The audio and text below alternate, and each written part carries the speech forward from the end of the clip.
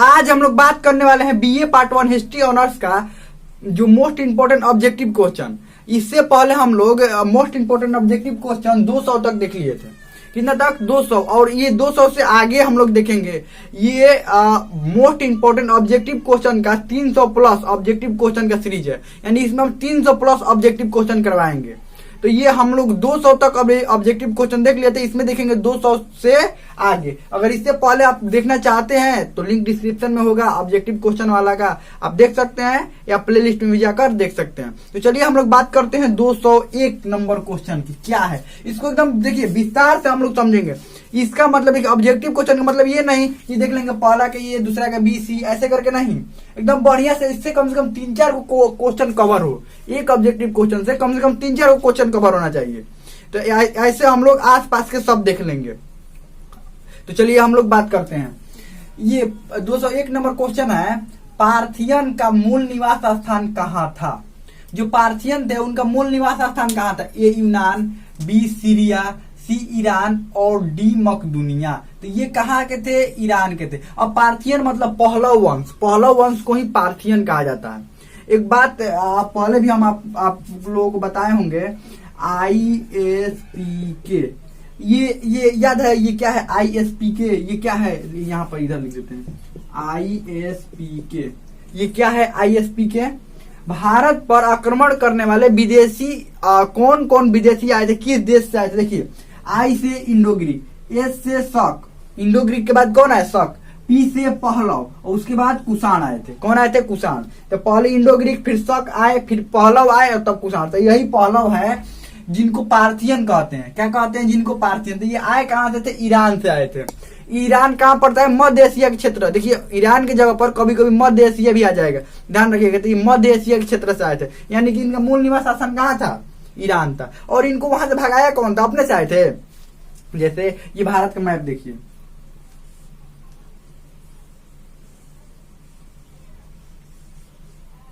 ये भारत का मैप हो गया, ठीक है।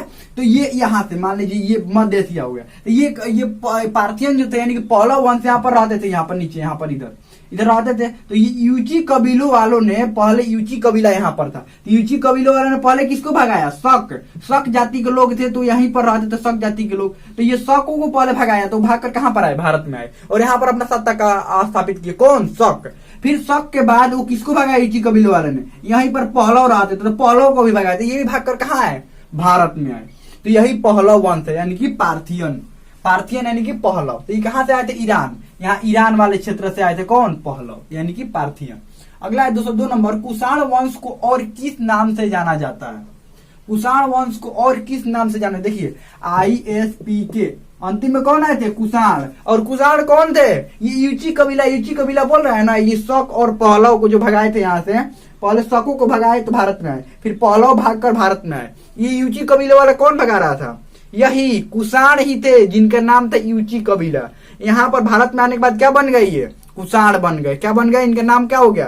कुषाण नाम हो गया। तो पहले इन दोनों को भगाए और फिर पीछे पीछे ये भी आ गए। कहाँ? भारत में। क्यों भगाए हैं इन दोनों को? इन दोनों वंश को ये भगाए यहाँ से, वापस लौट कर क्यों नहीं आए? इन दोनों को यूची कबीले वाले ने यहाँ से भगाया थी, लौट कर क्यों नहीं? यहाँ से कुछ ज्यादा मिल गया क्या? उधर सब टिक गया। तो ये पीछे पीछे ये गो शाखा, इनकी 5 गो शाखा थी। किनकी?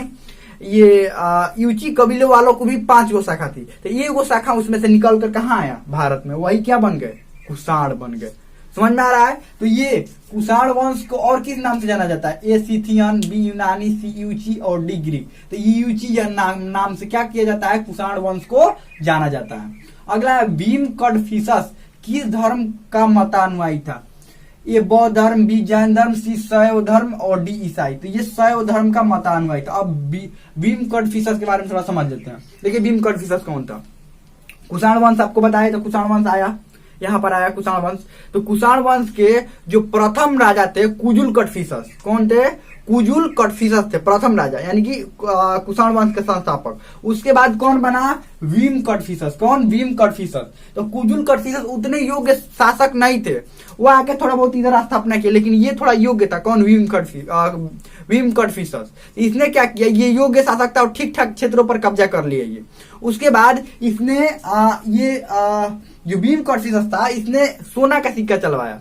कौन सा सिक्का चलवाया? इसने सोना का सिक्का चलवाया। यही सर्वप्रथम था जो सोना का सिक्का चलवाया था। कौन? Vim Confucius. उसके अब ये मत समझिएगा शुद्ध सोना नहीं बोल रहे हैं, वो कनिष्क चलवाया था, ध्यान रखिएगा। वो कौन चलवाया था? कनिष्क। ये सोना का सिक्का चलवाया कौन? Vim Confucius. और ये कैसे पता चलता है कि ये शैव धर्म को मानता था, यानी कि भगवान शिव की उपासना करता था, यानी भगवान शिव को मानता था। कैसे पता चलता है? क्योंकि इसके अधिकतर सिक्कों पर क्या है? भगवान शिव की एक तरफ चित्र है, किसी पर त्रिशूल की चित्र है, किसी पर नंदी का चित्र है। इससे क्या माना जाता है कि ये भक्त था किनका? शंकर भगवान का भक्त था। यानी शंकर भगवान का भक्त तब ना इतना भक्त था कि वो सिक्का पर उनका चित्र उस पर किया था। तो ये वही सोना का सिक्का पर। तो ये भीम कन्फ्यूशस जो था किस वंश से था? कुषाण वंश से था। ये शैव धर्म को मानता था, यानी कि भगवान शिव को मानता था। समझ में आगे बढ़ते हैं। कनिष्क का राज्याभिषेक कब हुआ? कनिष्क का राज्य 78 ईसा पूर्व में, बी 78 ईस्वी, सी 88 ईस्वी और डी 86 ईसा पूर्व। ये 78 ईस्वी में हुआ था कनिष्क का राज्याभिषेक। अब कनिष्क समझ लेते कौन है? ये भी यही था कुषाण वंश का। पहला कौन था? कुजुल कन्फ्यूशस राजा संस्थापक। दूसरा भीम कन्फ्यूशस बना। तीसरा नंबर में यही कुषाण का तीसरा राजा कौन था? यही था, ये कनिष्क था। कौन था? कनिष्क था। ये बहुत ही योग्य शासक, यानी कि प्रतापी शासक हुआ। इन दोनों से बहुत योग्य था, भीम कन्फ्यूशस और ये कुजुल कन्फ्यूशस, दोनों से बहुत ही योग्य था। इसका ठीक ठाक क्षेत्र विस्तार हो गया, सब बहुत ठीक ठाक था, एकदम योग्य शासक था।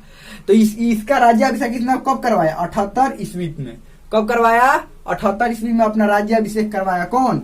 यही कनिष्क ने 78 ईस्वी में राज्याभिषेक करवाया। उस समय शक संवत चलवाया। कौन सा संवत? शक संवत भी उसी समय चलवाया था। किसने? यही कनिष्क ने चलवाया था, शक संवत। ध्यान रखिए। आगे बढ़ते हैं। डेमेट्रियस प्रथम कहां से आया था?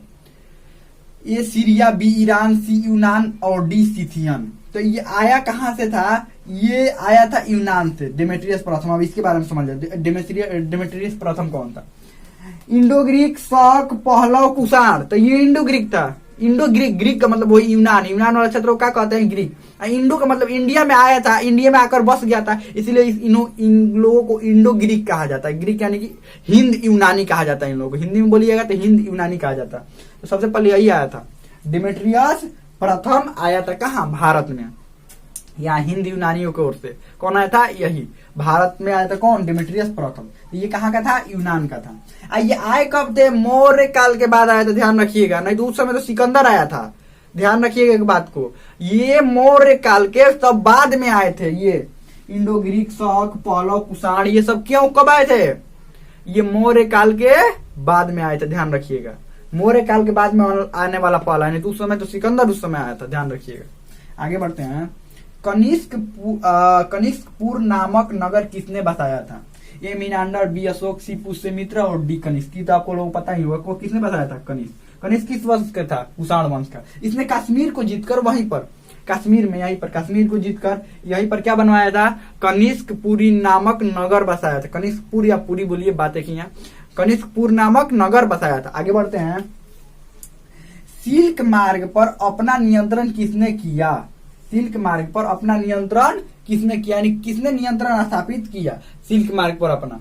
ए कनिष्क, बी अशोक, सी पुष्यमित्र और डी मीनांडर। ध्यान रखिएगा। तो ये किसने किया था? सिल्क मार्ग पर कनिष्क ने। सिल्क मार्ग पर अपना अधिकार कनिष्क ने ही किया था। सिल्क मतलब रेशम होता है, मार्ग मतलब जानते ही हैं। उसको सिल्क रूट भी इंग्लिश में क्या बोलते हैं? सिल्क रूट, और हिंदी में रेशम मार्ग बोलते हैं। इसने अपना अधिकार किया था। अब देखिए रेशम मार्ग क्या था, कैसे था। देखिए इधर चाइना है, आपको पता ही है, ये वाला हिस्सा चाइना वाला है। तो ये कनिष्क के समय सोना इसको ठीक ठाक मिल गया था। किसको? कनिष्क को। तो ये सोना का सिक्का ठीक ठाक चलवा रहा था, ये सोना का सिक्का। और ये सोना का व्यापार बहुत बढ़िया से इसका चल रहा था। कहाँ से? इधर से चलता था, इधर रोम की तरफ से, ये रोम वाले क्षेत्र में इधर ठीक ठाक इसका चलता था। रोम के क्षेत्र में इसका ठीक ठाक चलता था। तब तक ये क्या हुआ कि सोना का जो व्यापारियों को सोना का मांग कम हो गया और रेशम का मांग बढ़ गया, क्योंकि सभी लोग सोना नहीं खरीद सकते थे। क्या होता था? सोना या खरीद भी सकते थे तो सोना बहुत ज्यादा महंगा होता था, और महंगा होने के साथ साथ सभी लोग उतना खरीद नहीं सकते थे। तो इसको होने लगा व्यापार में सोना के जगह रेशम लेने लगा, यानी कि रेशम का मांग बढ़ गया। हर चीज में रेशम का प्रयोग होने लगा। राजा महाराजा अपने लिए रेशम का प्रयोग करने लगे। अरे बहुत चीजों में रेशम का प्रयोग होने लगा। तो क्या हुआ? रेशम का मांग बढ़ गया। अब इसका बिजनेस होने लगा कम। किसका? कनिष्क का। तो कनिष्क का बिजनेस कम हो रहा था, इसका दिक्कत हुआ। अब राजा है तो दिक्कत हुआ। तो ये देखिए अब कहां से जाता था, ये सिल्क रूट 2 गो था, 2 गो रास्ता था, रेशम मार्ग 2 गो था। यहाँ आना है तो 2 गो रास्ता से, एक वो यहाँ से भारत के पास से निकलता था और दूसरा इधर से ऐसे होकर समुद्र के रास्ते, ये समुद्र था तो समुद्र के रास्ते होकर निकलता था। तो पहले कनिष्क ने कहा कि देखिए हमको भी बताइए कि कैसे ये जो रेशम बनाते हैं, रेशम बनाने की प्रक्रिया क्या है, कैसे रेशम बनाते हैं। तो ये चाइना वाला ये सब इसने कहा कि नहीं, ये चीन के व्यापारी ने कहा कि नहीं हम नहीं बताएंगे, ऐसा नहीं बताएंगे। तो देखिए इधर तो नौसेना उतनी मजबूत नहीं थी कनिष्क सोच रहा था क्या इधर मेहनत करे, नाव बनाएगा, इधर करेगा, इधर रास्ता का इसको रोको, यहीं पर घेर लेते हैं। यहीं पर पकड़ लिया इन लोगों को, घेर कर। अब घेरने के बाद आपको पता ही है राजा है तो क्या करेगा, हुआ एकदम लड़ाई। क्या लड़ाई, एक दोनों तरफ से होता है, उसको लड़ाई बोलते हैं ना, एक तरफ से जो मारता है उसको पिटाई बोलते हैं। तो ये मतलब जो व्यापारी है उन लोगों को पीटने लगा। कौन व्यापारी को, जो यहाँ से जाते थे रेशम लेकर। इसको लड़ाई या युद्ध नहीं बोल सकते, युद्ध में दोनों तरफ से चलता है ना, ये एक ही तरफ से चल रहा था। किसके तरफ से, कनिष्क के तरफ से। फिर व्यापारियों ने क्या कहा कि ठीक है बताते हैं हम, और उसके बाद क्या कहा, ये कनिष्क ने सोचा कि ये जो यहाँ से रास्ता पर अब लेकर जा रहे हो तो यहाँ से मुझे टैक्स देना पड़ेगा। क्या करना पड़ेगा, यहाँ से लेकर जाओ, कोनो बात नहीं है, ठीक है लेकर जाओ, हमको प्रॉफिट है, फायदा नहीं चाहिए। इससे थोड़े मतलब है कि बेचे, तुम बेचो चाहे कोई बेचे, उससे मतलब नहीं है, हमको पैसा से मतलब है। तो क्या करो, यहाँ से लेकर जाओ तो हमें टैक्स देना पड़ेगा। टैक्स थोड़ा भारी लगा दिया, टैक्स क्या किया, भारी टैक्स लगा दिया। तो इसने इधर से जाने में टैक्स लगा दिया, तो टैक्स लगा दिया तो इसको टैक्स मिलता था ठीक ठाक, तुम्हारा व्यापार कितना भी बढ़ हुआ और इसी को फायदा है ना, किसको, कनिष्क को। तो टैक्स लगा दिया। इधर से जाना है तो यही कनिष्क जो ही था वो क्या किया था, सिल्क रूट पर कब्जा किया था। कौन, कनिष्क, यानी कि रेशम मार्ग पर कब्जा किसका था, कनिष्क का था, ध्यान रखिएगा, ये कनिष्क का था। आगे बढ़ते हैं। शकों की कितनी शाखाएं भारत में आई थी, तो शकों की कितनी शाखाएं आई थी, ये शक कितने नंबर पर आए थे, 2 नंबर पर शक थे। यही तरह किसने भगाया था, यूची कबीले वाला ने भगाया था ना, शक और पहलव दोनों को भगाया था। तीसरे बार में वही आ गया, यूची कबीले वाले ही आ गए। पहले बार में जो ये शकों को भगाया, दूसरी बार में पहलव को भगाया, तीसरी बार में अपने आ गए। तो यहाँ पर 5 शाखाओं में आए थे।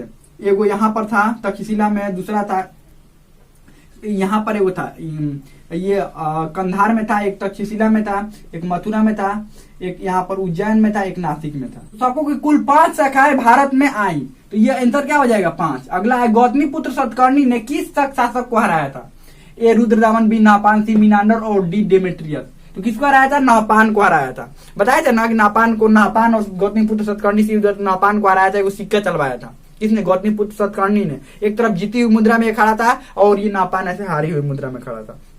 तो इससे क्या पता चला कि ये नापान हार गया और ये गौतमी पुत्र सतकर्णी जीत गया। तो यही पता चलाने के लिए ही तो सिक्के चलवाया था, सबको पता चले ये बात।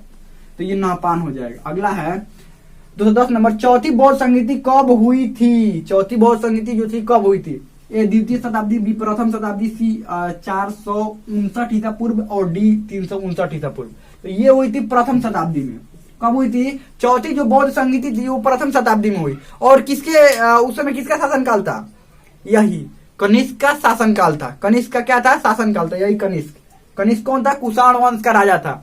ये कुषाण वंश का तीसरा राजा। इसी के शासनकाल में क्या हुआ था, चौथी बौद्ध संगीति, वो भी कश्मीर में हुआ था। ये इधर का क्षेत्र था ना, यहाँ पर ये कश्मीर में क्या करवाया था, चौथी बौद्ध संगीति इसने करवाया था। अब चौथी बौद्ध संगीति के अध्यक्ष कौन थे, वासुमित्र। उपाध्यक्ष कौन थे, अश्वघोष थे, ध्यान रखिएगा। और कब हुआ था, प्रथम शताब्दी में ये हुआ था। और चौथी बौद्ध संगीति में ही ये बौद्ध धर्म जो था वो 2 शाखाओं में बट गया, हीनयान और महायान। हमें लगता है बहुत बढ़िया समझ में आ गया होगा। कोई भी डाउट हो, कोई भी क्वेश्चन हो तो कमेंट में पूछ सकते हैं। इससे आगे हम लोग अगले भाग में पढ़ेंगे। हमें लगता है कि बहुत अच्छा समझ में आ गया होगा। कोई भी डाउट हो, कोई भी क्वेश्चन हो तो आप कमेंट में पूछ सकते हैं। हमें लगता है कि समझ में आ गया है।